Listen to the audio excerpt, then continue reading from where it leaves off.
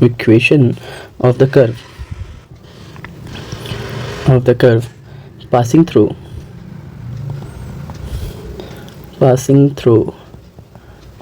the point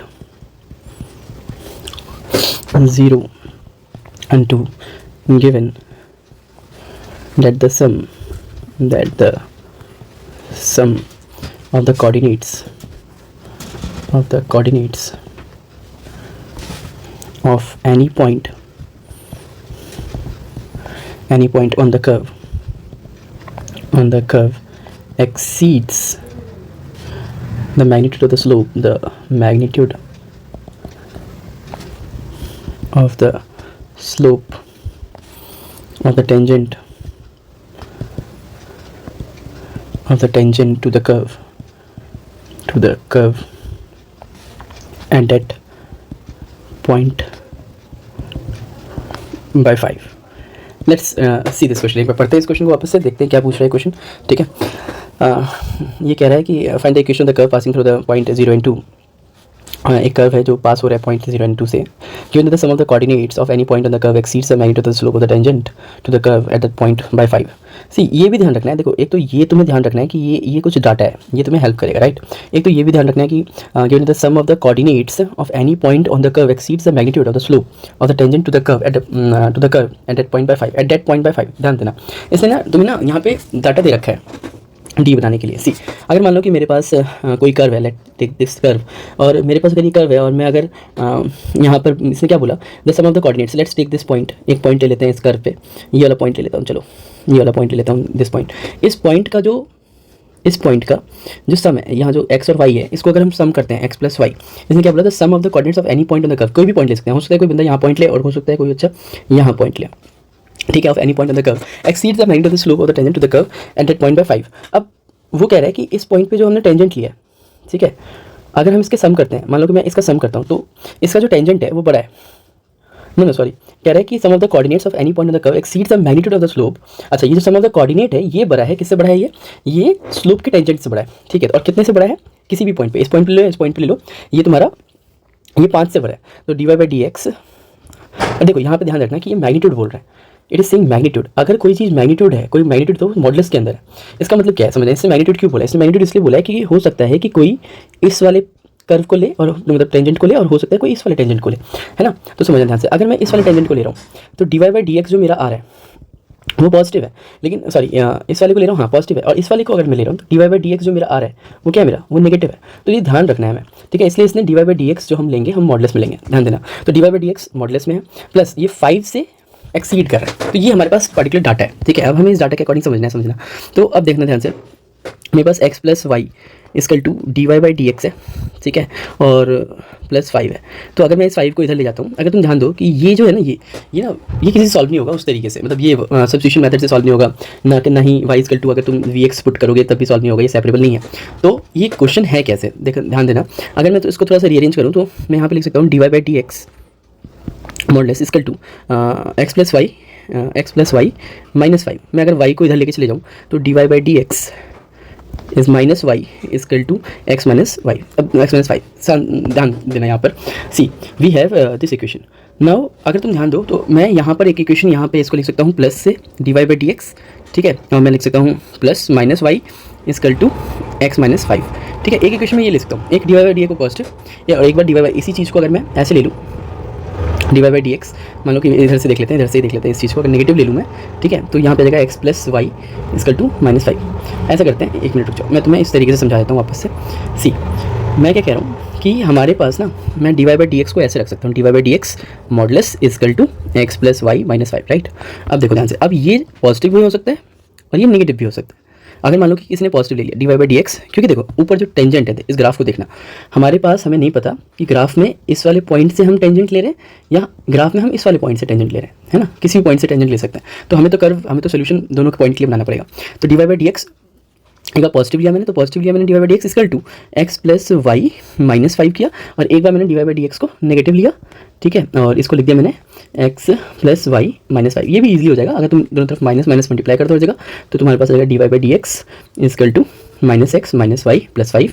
हम इस equation को सॉल्व कर सकते हैं, और यहाँ पे तो सिंपल है, d Y by D x equal to x plus y minus 5। अब ध्यान देना, अब ये जो पार्ट ये जो है ये सॉल्व नहीं होगा तुमसे अगर तुम y equal to v x लगाओगे, इससे सॉल्व नहीं होगा, ठीक है। ये सेपरेबल नहीं है, करके भी देखोगे तो सेपरेबल इक्वेशन नहीं है। तो हम इसको ना अगर ध्यान दें तो एक फॉर्म आ रहा है इसमें d Y by D x, अगर मैं थोड़ा सा रीअरेंज कर दूँ तो ये माइनस वाई आ जाएगा यहाँ पे और यहाँ पे आ जाएगा एक्स माइनस 5। ध्यान देना, तो ये हमारा d Y by D x अगर तुम ध्यान दो plus p y equal to q x, ये इस फॉर्म में ये equation, if you see this is in this form, right. और अगर ये इस फॉर्म में है तो हम इसको ईजिली सॉल्व कर सकते हैं, क्योंकि ये क्या है हमारा first order linear differential equation है, फर्स्ट ऑर्डर है, लीनियर है, ठीक है। लेकिन एक चीज़ समझना, ये नॉन एग्जैक्ट है, राइट। मैंने तुम्हें बताया था कि नॉन एग्जैक्ट डिफरेंशियल इक्वेशन को सॉल्व कैसे करते हैं। We need what, non exact differential equation we need an integrating factor, हमें इंटीग्रेटिंग फैक्टर चाहिए, राइट। जैसे फॉर एग्जांपल इस केस में d Y by D x, और ये एनसीईआरटी में है, ये वाला क्वेश्चन है इस टाइप के हैं, लेकिन इससे आगे भी होते हैं नॉन एग्जैक्ट, ठीक है, जो कि एनसीईआरटी में इसके आगे नहीं जा रहे वो, ठीक है। तो कोई भी नॉन एग्जैक्ट जो होता है, एक्चुअली मैंने तुम्हें समझाया भी क्लास में बहुत बार कि हम कैसे चेक करते हैं। हम डी एम बाई इसको d N by D x, ठीक है। अब ये डिपेंड करता है कि तू m को किस फॉर्म में ले रही हो और n को किस फॉर्म में ले रही हो। अगर इस फॉर्म में आ रहा है तो इसका मतलब ये एग्जैक्ट डिफरेंशियल इक्वेशन है, और अगर इस फॉर्म में नहीं आ रहा तो ये इसका मतलब नॉन एग्जैक्ट है। और जरूरी नहीं है कि हमेशा इंटीग्रेटिंग फैक्टर जो है आपके पास वो हमेशा ये हो, क्या कहते हैं हम, E to the power P D X हो, ये हमेशा नहीं, ऐसा नहीं है। हो सकता है कि integrating factor e to the power p x d x ना हो। जैसे फॉर एग्जाम्पल इस क्वेश्चन में हमने जो सॉल्व किया था x D y minus y d x, ठीक है, इक्वल टू 0। अगर मैं इसको चेक करूँ d M by D x equal to d N by d, अब यहाँ पे डी हम यहाँ पे लेंगे डी वाई, ठीक है। तो ध्यान देना, तो यहाँ पर मैं इसको चेक कर रहा हूँ, ये हमारा m का काम कर रहा है और ये n का काम कर रहा है, राइट। अच्छा, मैंने यहाँ पे जो लिखा है डी वाई, ये ध्यान देना यार, इसको ना आप ऐसे लिख लेना, क्योंकि इस इक्वेशन वैसे आप किसी m और n को किसी भी फॉर्म में ले सकते हो, राइट। m और n किसी को भी बोल सकते हो, लेकिन फिर भी ज़्यादातर लोग डी एम बाई इसको लिखते हैं आपको डी एक्स के फॉर्म में, और डी एन बाई यहाँ पे डी वाई के फॉर्म में, ठीक है। तो ये चीज़ थोड़ा सा मैं इसको रेक्टिफाई कर देता हूँ, इसको मैं समझा देता हूँ आपको वापस से। सी, अगर हमारे पास कोई एग्जैक्ट डिफरेंशियल इक्वेशन होता है तो उसमें हम d M by D x equal to d N by D y check करते हैं। अब यहाँ पे m क्या है, m इस फॉर्म में अगर हमारे पास कोई इक्वेशन है m, ठीक है, d y plus N d x, हम इसमें m और यहाँ पर n को चेक करते हैं। अगर ये है तो वो एग्जैक्ट डिफरेंशियल इक्वेशन है, और अगर ऐसा नहीं हो रहा है तो वो नॉन एग्जैक्ट डिफरेंशियल इक्वेशन है। तो यहाँ पे जो लीनियर डिफरेंशियल इक्वेशन है ये आपका पास non exact differential equation, it is a non exact. अब इसको एग्जैक्ट बनाने के लिए जो प्रोसीजर है वो क्या है कि हम एक इंटीग्रेटिंग फैक्टर मल्टीप्लाई करते हैं, राइट। और ये मैंने तुम्हें प्रूफ करके भी दिखाया कि इसको हम इंटीग्रेटिंग फैक्टर जब मल्टीप्लाई करते हैं तो कौन सा इक्वेशन आता है। We have equation y into integrating factor, right, equal to q into integrating factor. अगर हम क्लास में जाएँ तो मैंने क्लास में पूरा ये ड्राइव किया है कि ये इससे कैसे आया है, ठीक है, और डी एक्स प्लस सी। अच्छा, मैं यहाँ पे एक और चीज़ समझा रहा था, ये नॉन एग्जैक्ट है, और मैं यहाँ पे ये बोला था कि जो इंटीग्रेटिंग फैक्टर है वो जरूरी नहीं है कि इंटीग्रेटिंग फैक्टर हमेशा E to the power P D X से ही निकले। इंटीग्रेटिंग फैक्टर का मतलब होता है वो फैक्टर जो किसी भी नॉन एग्जैक्ट डिफरेंशियल इक्वेशन को वो एग्जैक्ट में कन्वर्ट करता है, ठीक है। नॉन एग्जैक्ट को इसमें अगर हम इंटीग्रेटिंग फैक्टर का यूज़ करें, आई एफ जो क्या करता है, आई एफ यहाँ पर नॉन एग्जैक्ट को एग्जैक्ट डिफरेंशियल इक्वेशन में कन्वर्ट कर देता है। And we have integrating factor which is not e to power P D x. कुछ बच्चे ये सोचते हैं कि यही इंटीग्रेटिंग फैक्टर का, ऐसा नहीं है, ठीक है। अभी आप 12th के लेवल पे लगता है कि यार इंटीग्रेटिंग फैक्टर तो E to power P D X ही है, लेकिन ऐसा नहीं है, ठीक है। तो अब नॉन एग्जैक्ट में क्या होगा समझना ध्यान से, आपके पास D M by D X जो होगा और D N by D Y जो होगा वो इक्वल नहीं होगा। जैसे इधर take the example X D Y अगर मैं ले लूँ और माइनस वाई डी एक्स ले लूँ, ध्यान देना यहाँ पर अगर मैं ये m है और ये क्या है मेरे पास n, तो यहाँ पे अगर मैं डी एक्स बाई यहाँ पे करूँगा डी एक्स तो यहाँ पे 1 आ जाएगा, राइट। और ये याद रखना पार्शियल है, हम यहाँ पे कीपिंग y कांस्टेंट, और यहाँ पे अगर मैं d N by D y करूँगा तो यहाँ पे जो वैल्यू आ जाएगी वो आ जाएगी तुम्हारी, ध्यान देना, we have minus y and y, यहाँ पे -1 आ जाएगी। तो सी दिस वी, यहाँ पे ये चीज़ नॉन एग्जैक्ट है, और यहाँ पे जब तुम देखोगे तो यहाँ पे जो इंटीग्रेटिंग फैक्टर निकलेगा इसका वो भी ई टू पावर पी एक्स नहीं है, वो नॉर्मल है। हाँ, मतलब जरूरी नहीं है कि उसी तरीके से निकले। सिंपल हम ये सोचते हैं कि कोई ऐसा फिगर हो, कोई ऐसा क्या कहते हैं फैक्टर हो जो उसको एग्जैक्ट से नॉन एग्जैक्ट से एग्जैक्ट में उसको करते हैं, कन्वर्ट करते हैं। चलिए अब यहाँ पे आते हैं, तो एक बार चेक कर लेना किसी भी क्वेश्चन में अगर एग्जैक्ट है या नॉन एग्जैक्ट है, तो आप इस तरीके से चेक कर सकते हो। आप इस वाले क्वेश्चन में भी चेक कर सकते हो ये चीज़ कि नॉन एग्जैक्ट डिफरेंशियल इक्वेशन है, it can be also asked.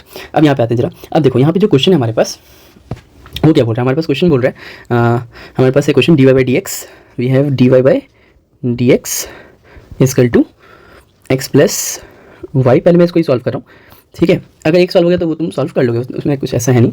तो जरा इसको रीअरेंज करते हैं, D Y by D x equal to, sorry वापस से इसको 1 मिनट मैं इसको हटाऊँ, D Y by D x minus Y equal to x minus 5। अब देखो ध्यान से, इसको मैं लिख सकता हूँ d Y by D x minus इसको अगर हम प्लस रख दूँ -1y इक्वल टू x - 5। अब देखो ये पूरा p का काम कर रहा है और ये q का काम कर रहा है, ठीक है। तो we have what, we have p as well as we have q, है ना। हमारे पास p भी है और हमारे पास q भी है, तो हम यहाँ पे लिख देंगे p का वैल्यू हमारे पास -1 है और q का वैल्यू हमारे पास x - 5 है। यहाँ तक क्लियर है सबको, बोलो। चलिए, तो यहाँ तक p और q मिल गया हमारे पास। तो आइए, तो मेरे पास क्या है भाई, y इंटू इंटीग्रेटिंग फैक्टर, ठीक है, इसकल टू मेरे पास q इंटीग्रेटिंग फैक्टर लेना है मुझको, dx प्लस c लेना है। चलो यहाँ पे आ जाते हैं। अब यहाँ पे इंटीग्रेटिंग फैक्टर निकाल ही लो, e की पावर p dx। तो यहाँ पे क्या आ जाएगा आपके पास, e की power -1 dx, this will be equal to e की पावर -x। ये आपका इंटीग्रेटिंग फैक्टर हो गया। तो y e की power -x equal to q क्या है हमारे पास, q है x - 5। Okay, we have x - 5 और इंटीग्रेटिंग फैक्टर आ गया हमारे पास e की पावर -x और dx और यहाँ पे plus c। Just solve this question. See y e की पावर -x, ठीक है, इजकल टू ऐसा करो, मल्टीप्लाई कर लो अंदर इसको, तो ये हो जाएगा x e की पावर -x - 5। अच्छा, इसको ना dx रख ही लो सीधे करते वक्त। Let's do this. हम रख सकते हैं कि x e की पावर -x dx और फिर -5 e की पावर -x dx, इसको इंटीग्रेट कर दो, ठीक है, अलग से, और प्लस c। अब देखो ध्यान से, देखो अभी इसको बाय पार्ट से किया जा सकता है नॉर्मल, है ना, ये बाय पार्ट है, यहाँ पे हम बाय पार्ट यूज़ कर सकते हैं, ठीक है। और यहाँ पे भी, यहाँ तो सिंपल इंटीग्रेशन है।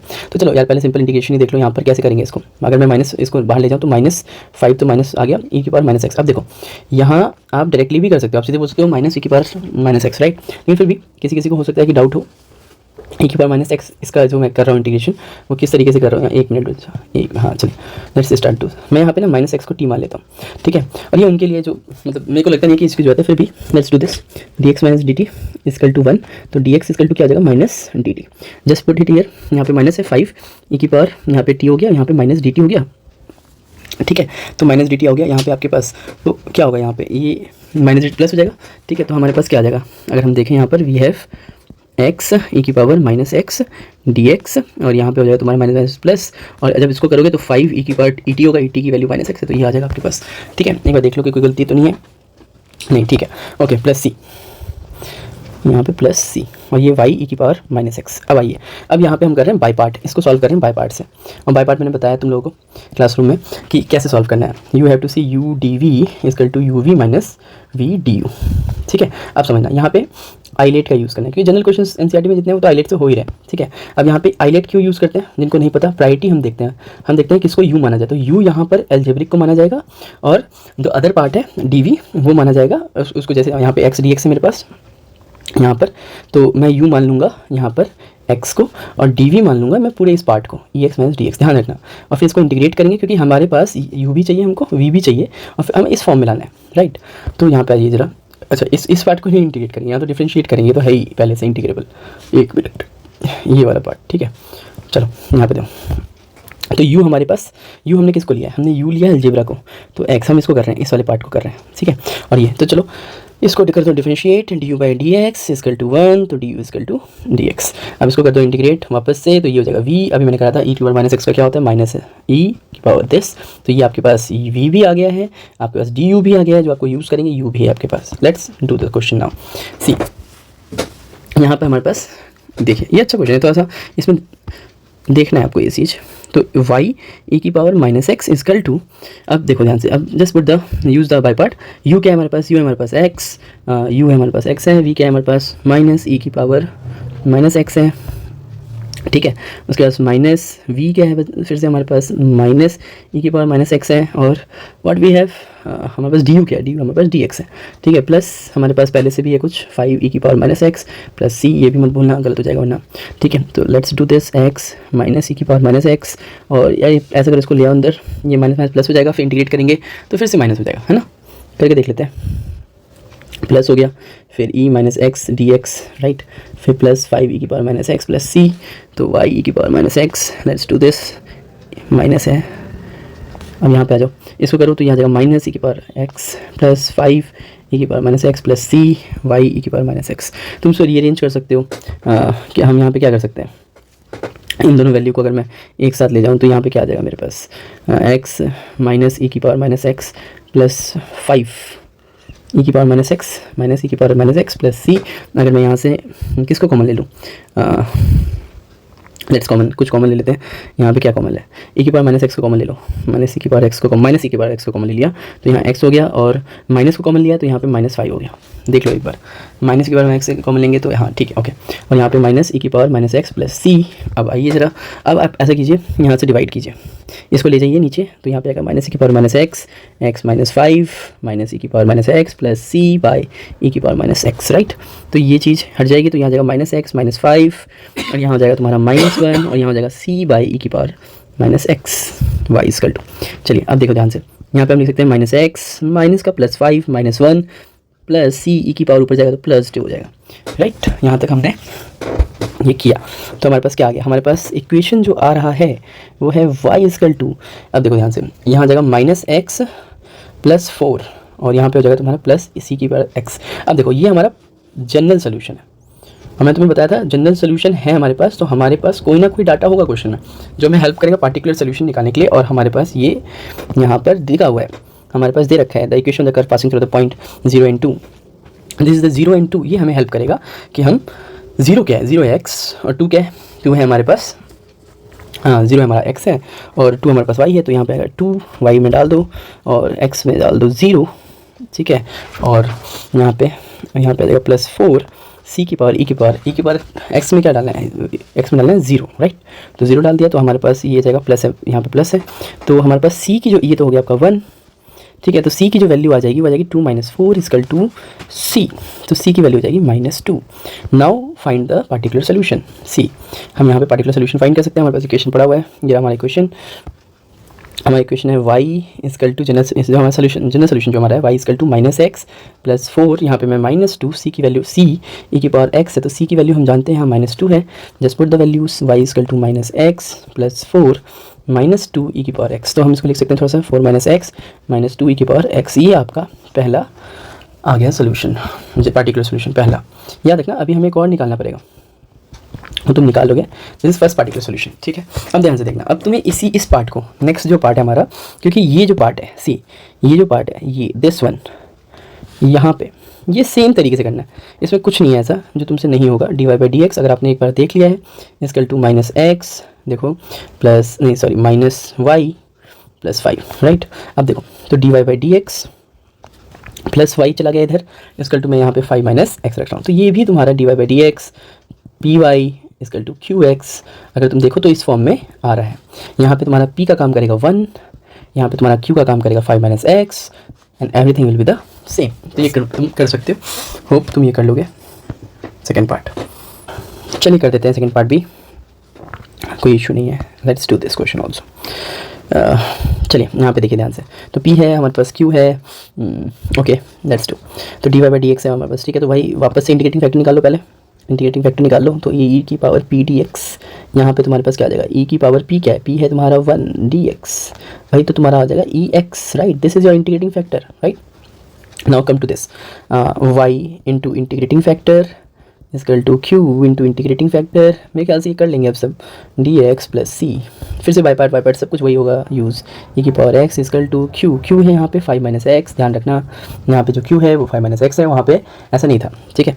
और यहाँ पे q आ गया, और इंटीग्रेटिंग फैक्टर हमारा e की पावर x है, इंटीग्रेशन dx है प्लस c, तो y e की पावर x इक्वल टू, अब इसको अंदर ले जाओ फिर से, वही सारी चीज़ें वही कहानी, e की power x minus x e की पावर x, यहाँ बाई पार्ट लगेगा, यहाँ नहीं लगेगा, ठीक है, प्लस सी। तो भाई ये तो तुम्हारा सीधे 5 e की पावर x लिख दो इसको, अब यहाँ लगा दो बाई पार्ट में यहाँ कर देता हूँ छोटा सा सॉल्व, ठीक है, x e की पावर x, ठीक है। अब जिसको नहीं, वैसे क्यों नहीं आएगा, दो बार तो बोल दिया, dv equal to uv minus v du, right. तो let's come to this point, हमारे पास u फिर से वही आइलेट यूज़ करो, देखो एक्सपोनेंशियल लास्ट में है, अलजेब्रा को तुम x मानो, dv को तुम ex dx मानो, याद रखना dx भी ध्यान देना क्योंकि कुछ लोग इसको भूल जाते हैं, ठीक है। तो यहाँ पे du/dx इक्वल टू 1, यहाँ पे इंटीग्रेट करो, ये आ जाएगा ex, तो आपके पास v है, आपके पास du भी आ गया जो कि dx के बराबर है, जस्ट पुट द वैल्यू, आपको पता है आपको u बस यही रखना है, ये पूरी वैल्यू रख देनी है, तो यहाँ ब्रैकेट लो और just put the value u कितना है हमारा x, और v कितना है e की पावर x, फिर कितना है, फिर है मैंने माइनस माइनस, ओके, वी है ई की पावर एक्स, और नेक्स्ट क्या है हमारे पास, डी है हमारा d x, okay, this is C, come to this point, y की पावर एक्स। चलिए अब सॉल्व कीजिए जरा इसको, 5 ई की power x minus x e की पावर एक्स, और ये हो जाएगा तुम्हारा ई की पावर एक्स ही हो जाएगा, ठीक है, plus C equal to Y ई की पावर एक्स। अब देखो यार, यहाँ पे तो मैं इसको कॉमन ले सकता हूँ, राइट, तो ई की पावर एक्स को कॉमन लिया, 5 माइनस एक्स किया, माइनस ई की पावर एक्स किया, प्लस सी किया, अपॉन वाई ई की पावर एक्स किया equal to 0। Now come to this point, अब इसको डिवाइड डाल दो तो ये हो जाएगा, तो ये कट जाएगा, ई की power X 5 minus x minus ई की power X plus C Y ई की पावर एक्स, तो यहाँ पे ये कट गया, तो 5 minus x minus 1 plus C by ई की पावर एक्स। अब यहाँ पे कुछ बंदे गलती कर देंगे, वाई, ये आपका equation 5 minus x minus 1 plus C E के पावर एक्स को माइनस ले जाओ ऊपर। अब यहाँ पे पहले ये है आपका, this is your general solution again, ठीक है। अब यहाँ से पार्टिकुलर निकालना है, वही पार्टिकुलर सोल्यूशन के लिए वही पॉइंट्स जो बोल रहा है, वो क्या बोल रहा है, 0 और 2, मतलब एक्स 0 है, एक्स 0 है और वाई 2 है, तो जस्ट सी निकालने के लिए 2 पुट करो वाई की जगह, और एक्स की जगह 0 पुट करो, प्लस सी ई की पावर एक्स की जगह माइनस 0। अब यहाँ पे आ गया ई की पावर माइनस 0। अब कुछ लोग कंफ्यूज हो जाते हैं, अरे यार ये कुछ नहीं है, ई की पावर ए 0, ये भी वैल्यू 1 ही है, ठीक है, तो यहाँ पे आ जाएगा 2 equal to 5 minus 1 equal to C, तो यहाँ जाएगा तुम्हारा, सॉरी इजकल टू नहीं भाई, प्लस है, तो 2 equal to 5 minus 1 4 plus C, तो सी इजकल टू, यार फिर से सी इजकल टू माइनस 2 आ रहा है, wait a minute, C equal to minus 2 होगा क्या, इसमें भी एक बार मैं देख लूँ, टक टक टक, 5 माइनस एक्स, ठीक है, ओके, 5 माइनस एक्स, एक्स 0 हो गया, तो 5 माइनस 1 4, और वाई 0 है क्या, वाई 0 नहीं है, वाई 2 है, ठीक है, तो 5 माइनस 1 4, दिस इज दिस, तो यार सी की वैल्यू तो, एक मिनट, सी की वैल्यू 4 माइनस 2 मतलब माइनस 2 आ रही है, सी की वैल्यू माइनस 2 आ रही है, ओके, लेट मी सी, कहीं गलती तो नहीं कर दी हमने, चलिए एक मिनट,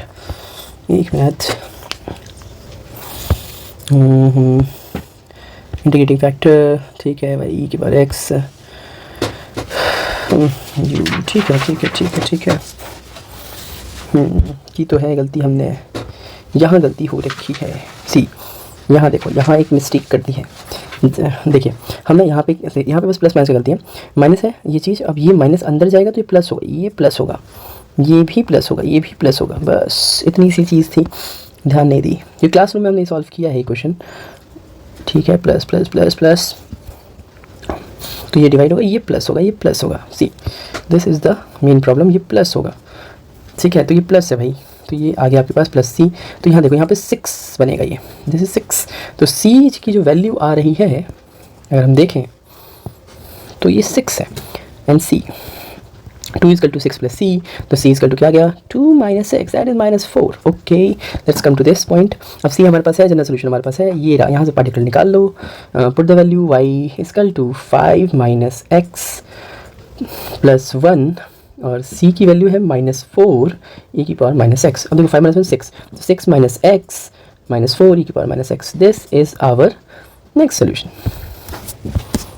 चलिए